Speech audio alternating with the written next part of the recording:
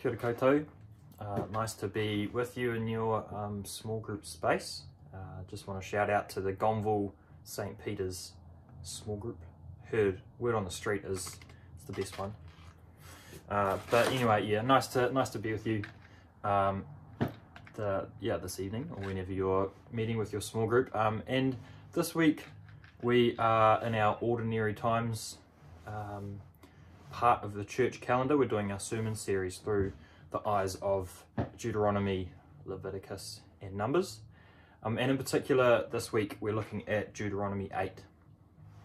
So this is the part of Deuteronomy 8 where Moses is preaching. He's doing one of the sermon to his Israelites, kind of prepping them before they go into the promised land.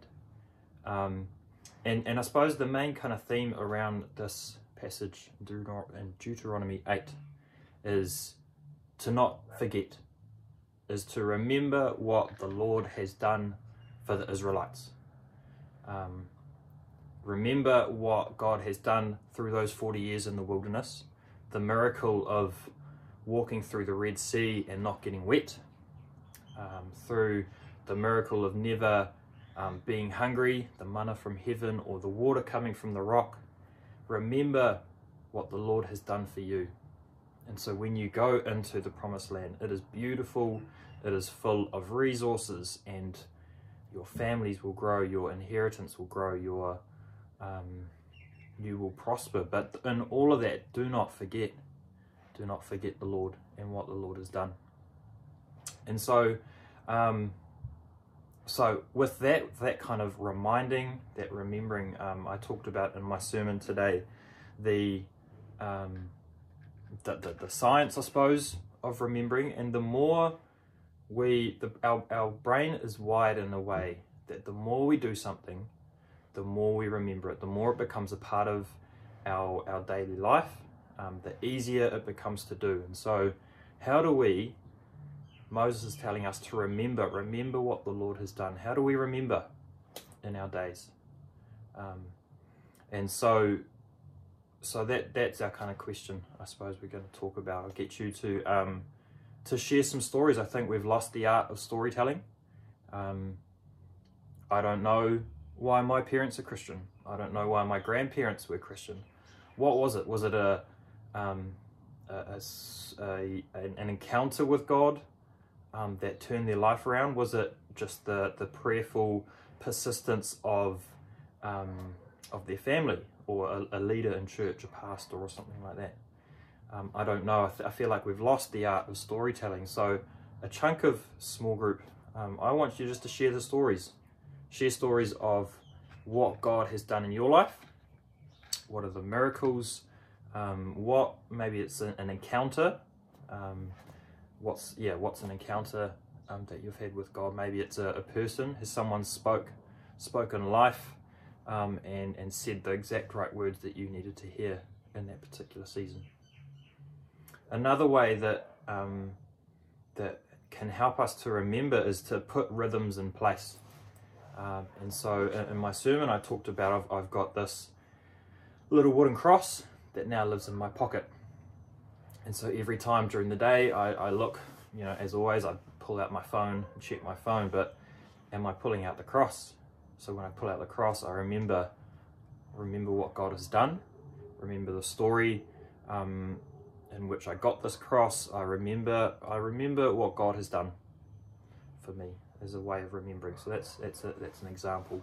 I know Caleb Rowe has an alarm on his phone, and it goes throughout the day, and the alarm pops up on his phone, and it's a reminder to pray, a reminder to remember what the Lord has done. We can carry that throughout our day. So what are our rhythms of remembrance? Another part that I talked about was testimonies. I suppose it's kind of linked to the storytelling. The Hebrew word for testimony is, I'm going to get this wrong. Sorry, excuse me one moment, is adoth or aduth. And the root word of that in Hebrew means to do it again. So as you share stories in your small groups. Notice what's happening in your body and among your group. When someone shares a testimony, a story of God's faithfulness, what does that do inside of you? When I shared a story of me coming to faith, the feeling, I suppose, inside my body was just this excitement. It's almost like I was reliving that moment from my teenagehood, this moment of faith and encounter with God. And so the more we share our testimony, the more we share stories, the more it encourages other people to share their stories. The more it might bring a memory to light of an experience that they had when they were younger. And so, yeah, there's this as another rhythm of remembrance, is to share testimony, to share stories. And so, yeah, that is kind of how do we remember? What do we remember? Do we remember the miracles that God has done? And what can we do in our day-to-day life to help us to remember those things? Cool.